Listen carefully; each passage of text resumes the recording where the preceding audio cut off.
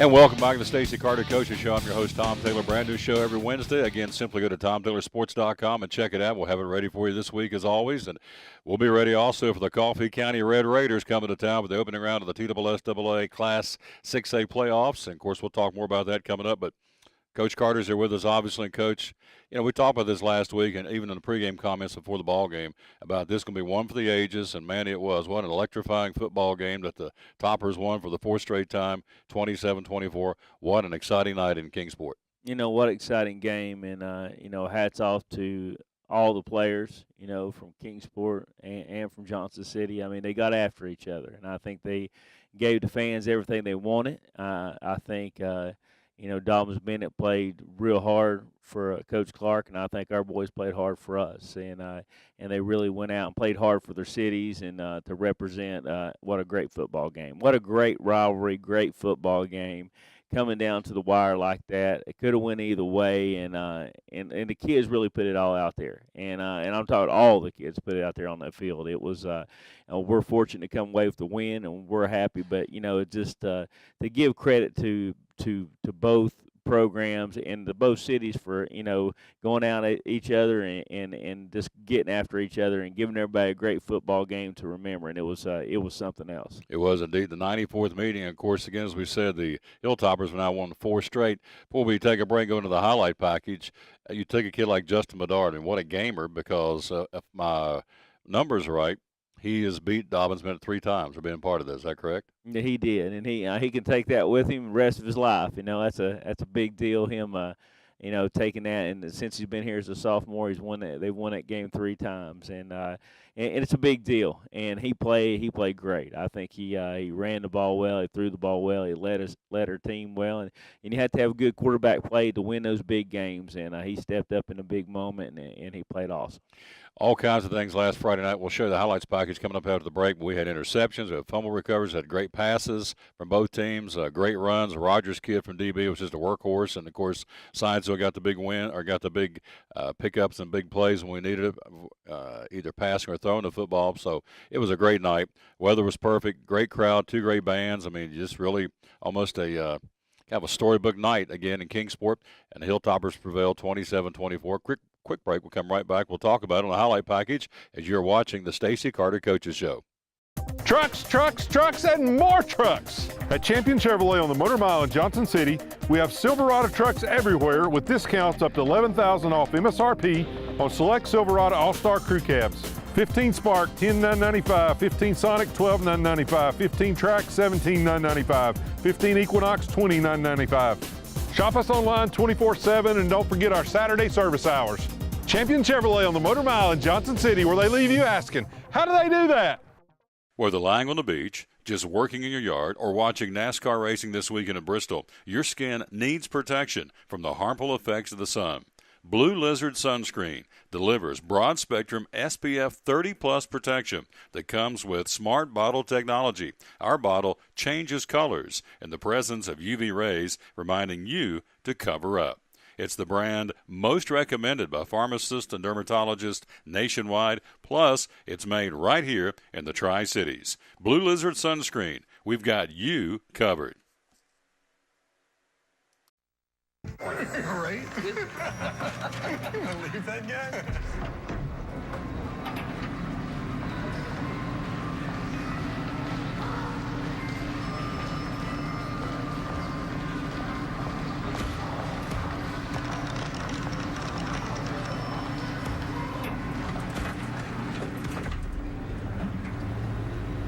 Get free coffee all February long. Just ask for a cup of our hot or iced coffee.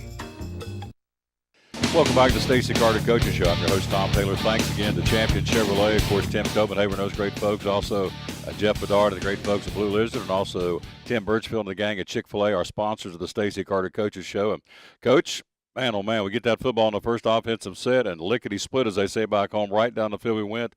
Very workmanlike, and boom, we get a big touchdown to start our highlights on a nice pass. Second touchdown catch of the year from Jordan Holly. Got one early in the year against William Blunt, and Bedard put it on the numbers, and we're off and running that opening drive.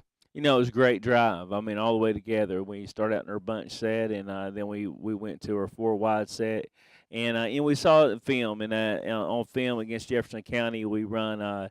It's a cover 2 beater, which is just a straight go, an outside receiver, and out with the inside receiver. And their corner made the wrong read. Justin read the corner, and he squatted. When he squatted, he threw the vertical route to Jordan Holly, and just a great pass, great catch, and great way to start the game.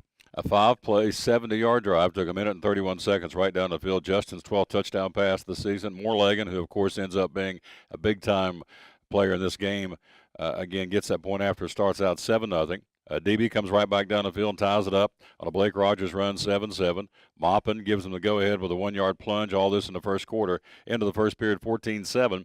Our next highlight, Mr. Bedard caps off an 8-play, 46-yard drive. Got started with an Elijah Mathis fumble recovery, and we take it in for the 1-yard plunge and kind of set this play up. Well, I mean, first of all, you look at Brett Marcus. He made a great play on that ball on Jacoby, where he come in and knocked that ball out. It was a good forced fumble to get the whole drive started, and then we had a good drive getting the ball down there, and then and basically just did an isolation. A couple good runs for King to get down there also on that drive. So you put all that together. I think he had a couple good runs to get it down there, and then we finished it off with Justin running in just on a quarterback ISO and a good block by King to get it in there also.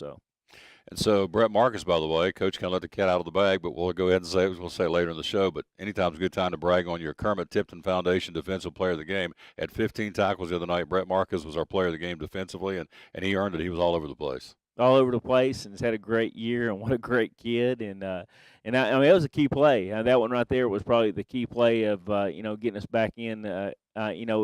Into scoring, because they'd already went up 14-7. So that was a big deal to turn the tables for us.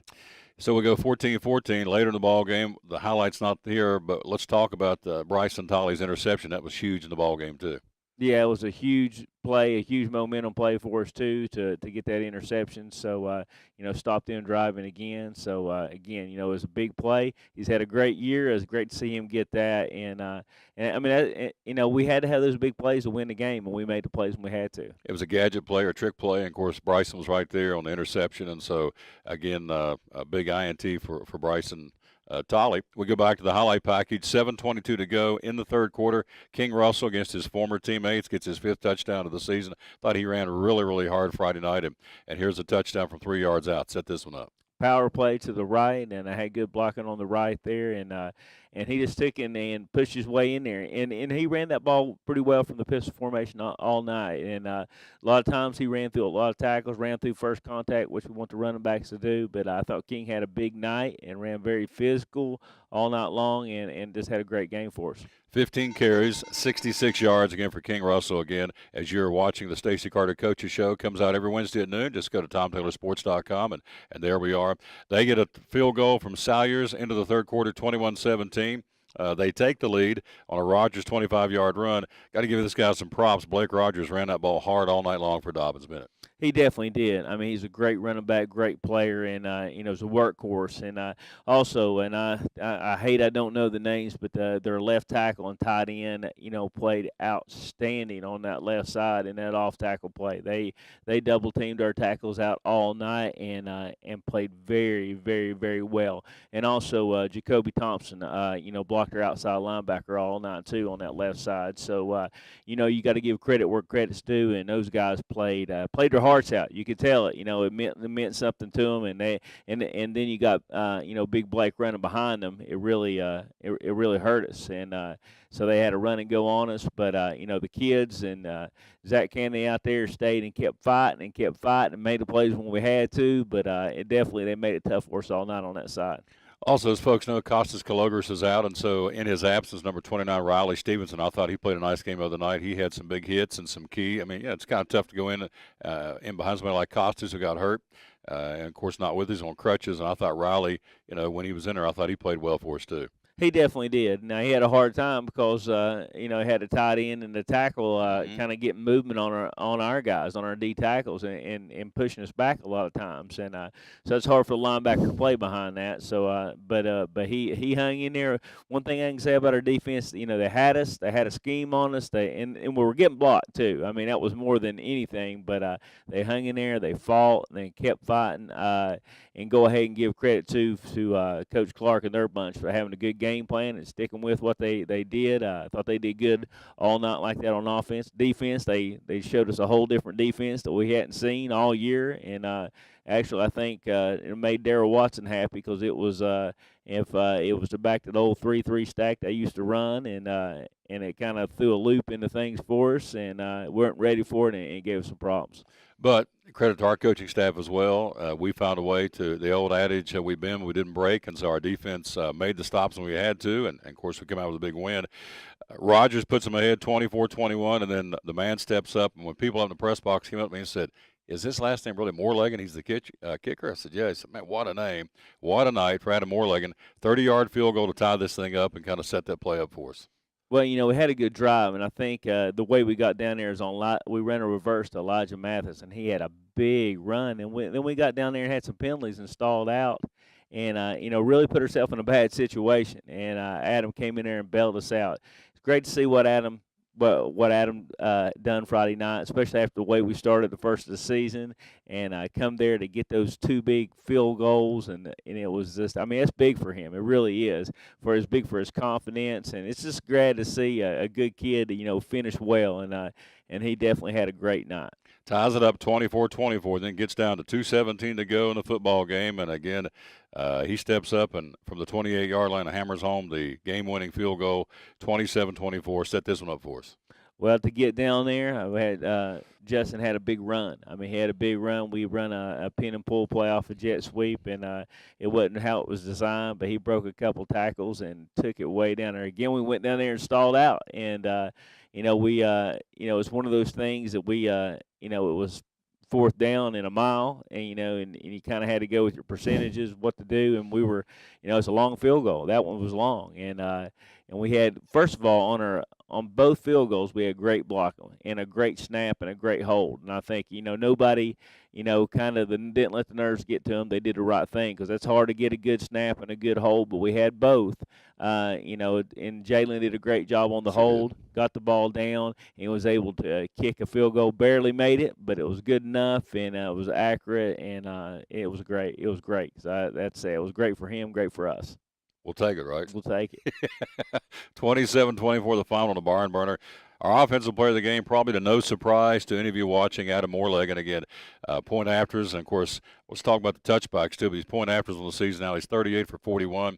The two big field goals, including the game winner, and the touchbacks. I keep going back to that. I think our stat man Kevin Harmon says he's got 36 or 37 touchbacks when he kicks off, and that is a phenomenal weapon for our football team when he drives an end zone on the kickoffs. It definitely is. It helps us. They have some skilled players that can make plays, and then special teams could turn the game around quick, and you kind of take that away from them. So I thought that was big, and he had a super game. I'm glad to see him get player of the game, and definitely well deserved. Absolutely, big win for the Hilltoppers again, making it 4 in a row. And make a correction that as we went to the break, that our producer Robert Kell spotted this as he can do, that Justin was actually involved in 4 wins, because we played him twice last year in the playoffs. So Justin's been involved in the last all 4 straight victories for the Hilltoppers over Dobyns-Bennett. That speaks to me volumes, and that tells me we got a leader there in number 11, because he's been there for 4 straight victories over Dobyns-Bennett. He definitely has. Him and Elijah both have, been through it with us, and that's our captains. And Q too. He's been too. Q's been playing since he was a freshman, so he's been involved in it too. So we have a lot of guys that have played in that game and have stepped up. But Justin is our leader, and you got to have your quarterback being your leader, and he definitely has been this year. And he's a great kid, a great player, and it's just great to see him have that success. You're watching the Stacy Carter Coaches Show. Let me give you some quick numbers before we take a break and come back and get ready to kind of we'll show you the top end of the bracket of the 6A playoffs involving all the teams out of the Big East. We got 4 playing, of course, we being one of those at home Friday night against the Coffee County Red Raiders. Let's go back to the game. Brett Marcus, 15 tackles. Bryson Tolley, 12. Riley Stevenson, 11. Cameron Burris, Cameron had a big 10-tackle night. Nakiah Smith, Q, Chad Gage all had 7 tackles. Zach Kennedy 6. How about the interception by Landon Brown late in the ballgame? Don't want to let that get by, because what a huge play to stop their final drive, and a big INT for number 17. Yeah, it was big for Landon. It was a big moment for him to get up there and get that interception. It kind of the way they were playing the game, we ran our goal line package a lot, and Landon is the safety that comes out when we put an extra lineman in the game. So he usually plays every snap, and at the end he was going back and forth based on their personnel, what they were doing, and they were sticking to a power situation there with 2 tight ends and a flanker with 2 backs, and he came in at that time, in the passing situation, and made a big play for us. I think they had hit that pass, probably, when they needed, that was the pass they went to Elijah Dunn. They were throwing that, and they hit it a couple times right over, if people remember, right over Tyreek Perkins, right in between, and Landon read it on the comeback and was able to make the big play. Absolutely. Of course, Dunn had caught 37 balls going into the ball game. He was his favorite receiver from Cole Maupin, but again on that last play, which is huge, number 17 plucked it out of the night sky to preserve the victory for the Scienceau Hilltoppers. Offensively, Friday night, Justin Bedard, 13 out of 21, 166 yards and a touchdown throwing the ball. Justin ran it 18 times for 87 yards. Some punishing hits was delivered to him, and he bounced right back up. Justin Bedard, again, Bedard, 87 yards. King Russell, 15 carries, 66 yards. Elijah Mathis, 5 carries, 64 yards.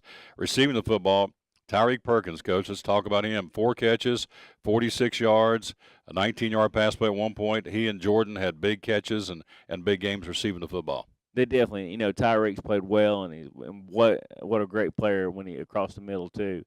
And I think the big night for Jordan. Jordan Holly that was probably the best night he's had all year, and had some big catches for us in critical times. And they're great kids, great seniors on our team, and great to see them play so well. Absolutely. And so to give proper credit, Jordan had 3 catches for 51 yards. Elijah, 3 catches for 25 yards. Colby, a couple of catches. Colby Martin for 45 yards. So, again, Hilltoppers to put a wrap on this thing. Big win over their arch rival Dobyns-Bennett for the 4th straight time. 27-24 the final. We'll take a quick break, come right back, and now we get into playoff time. And we're going to be at home for at least the first week, and more than likely the second week. You got to win to stay there, but it looks like we're set up to be at Steve Spurrier Field for the first 2 games of the playoffs, provided we win, of course. And as we go to the break, we'll come back and tell you that our man here to my right is now 51-18 as the head coach at Science Hill. And in playoff action in the field behind us here, he's never lost. He's 4-0 in the playoffs at Steve Spurrier Field. Quick break, come right back more with Coach Carter as you're watching the Stacy Carter Coaches Show.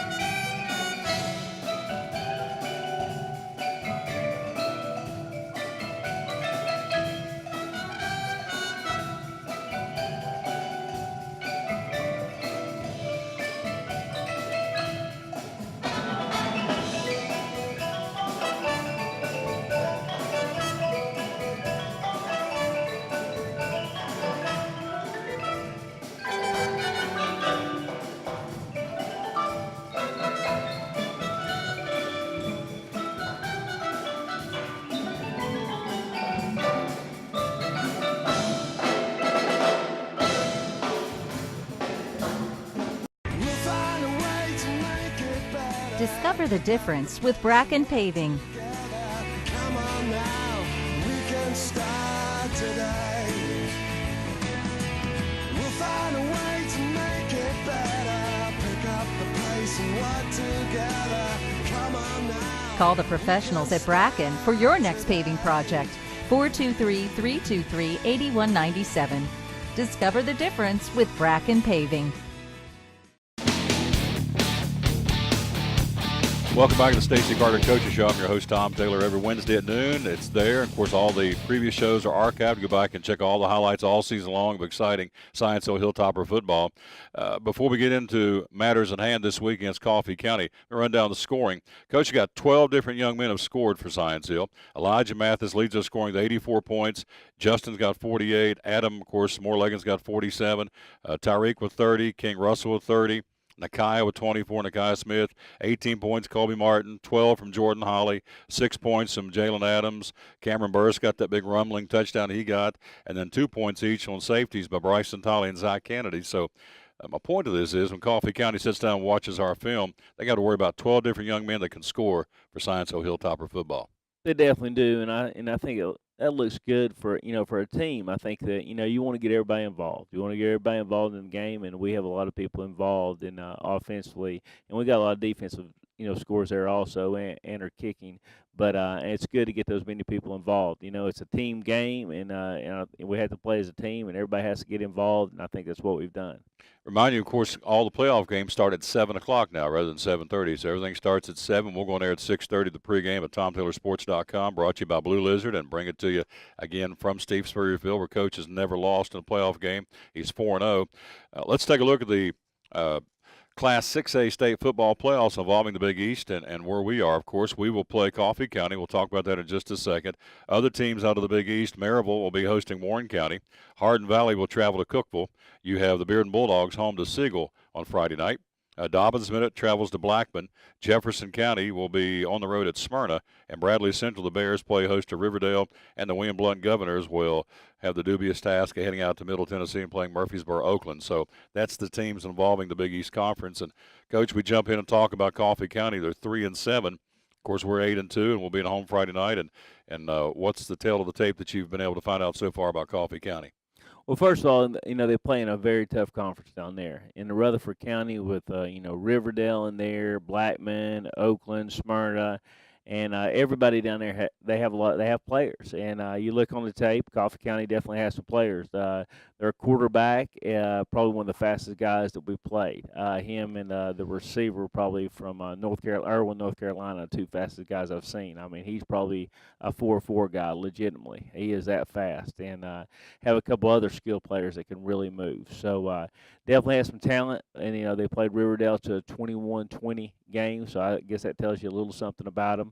And they also beat Walker Valley, which played Bradley Central tough. So looking at comparative scores, that's not always the way to look at everything, but I think you have to, note that and tell the kids and make sure they're ready. But, it's playoff time and you're playing a good football team. Other side of the bracket is Jeff County Smyrna. So if we win Friday night, which is what we're anticipating doing, then we'll be at home against either Smyrna or Jefferson County because we'll be the higher seed in the second round of the playoffs. Coach, looking at their schedule, you mentioned they beat Tullahoma to start the season. They lost to Pope John Paul, the second high school. Then they lost to Smyrna. They defeated Walker Valley. They lose to Riverdale, as you said, 21-20. Oakland got them pretty good, 48-0. They lost at Cookeville, 42-14. Their third and final victory of the season was over Warren County, 46-7. They're coming off a two-game losing streak. They lost to Blackman, 42-20, then closed out their regular season Friday night, losing at Siegel, 45-26. A 3-7 football team, but hey, at this point, you got to assume they're 10-0 and get ready to battle them, right? You definitely do, because you have those skill players, and you got to be ready to play for sure in this game, and we will be. We'll be ready. We're glad to have it at home. I think that's a big difference having this game at home. I think that's really going to mean a difference for us. Just being the 2 seed, we're very fortunate. What happened Friday night? I mean, we're very fortunate with Jefferson County getting that big win over Bearden. They won on a trick play. I guess the turnabout was fair play on that one. So they beat us on the trick play, and then Jeff County beat them on a trick play. But it's just things are falling into place for us. It really is, and so we're sitting in a good situation. We got a home game, and as long as we'll be ready to play, I think we'll be fine. Well, the key to any football team is to get ready for the playoffs and to peak at playoff time. You feel like our football team is there? You think we're peaking for playoffs? I think we are. I think we still made some mistakes. And still got to be ready for that. And a lot of that was the DB Science Hill rivalry and them coming out and doing something different that we weren't prepared to do, and good game plan and executed well also. So, but I do think we're peaking at the right time. I think we're ready to go. I know we talked earlier in the season about how the defense was ahead of schedule on the offense. Do you feel like, I think over the last couple of weeks we've talked here on the show, where you feel like the offense is kind of up there now and kind of even Steven with the defense, and they're playing well now on both sides of the football? We are, and you'll have the nights where, the defense didn't have a great night against Dobyns-Bennett. Well, it's been, the offense didn't have good nights against, Bearden. So you look at that, the defense has to pick the offense up. The offense has to pick the defense up. It's a team game. I mean, you compare both of them, but at the end, sometimes it's going to be a defensive effort. Sometimes it's going to be an offensive effort. And, that's the good thing about this game. It is, a team concept the whole way through. You got all kinds of different positions. You got special teams. You got linemen. You got skill people. And that's what's the ultimate team game, and it has to have all that working together, to do something special. Good luck Friday night. Thank you. Go Toppers. Go We'll see them in the pregame. I like that grin. That grin says we're 8-2 and we're going to be at home. That's a good thing. And we do appreciate you giving us a listen. Again, remember, 7 o'clock Friday night kickoff. All playoff games and all levels, of course, in TSSAA will be at 7 all the way through. So we'll go on there at 6:30 on TomTaylorSports.com with the audio cast. Don Shepard, Cody Helton, Kevin Harmon, yours truly, bringing the play-by-play. And again, last week we had folks in California, we had folks in New Mexico, we had hits from all over the country, and of course here in the Tri-Cities. So our fan base is growing. We certainly appreciate that, and it's very easy to find us, TomTaylorSports.com. And there we are to listen to our audio broadcast, of course, of, again, the Hilltoppers and the Coffee County Central High School Red Raiders Friday night. Kickoff at 7 o'clock, airtime at 6:30. Again, TomTaylorSports.com. Again, thanks to Coach Carter. Again, this football team is clicking, as he said, and looking forward to see how deep we can go in the playoffs. Hopefully be down there for that state championship. I'd like to get me a new ring to wear around saying I'm state championship football with the Science-O Hilltoppers. Coach Carter, 51-18, and on this field in the playoffs, he's undefeated. He'll put that to the test Friday night. Again, at 4-0 he is on the Steve Spurrier Field here at Kermit-Tipton Stadium. For Coach Carter and our producer Robert Kell, this is Tom Taylor telling you, as always, win or lose, be a good sport. We'll see you Friday night. Go Toppers. And thanks for watching the Stacy Carter Coaches Show.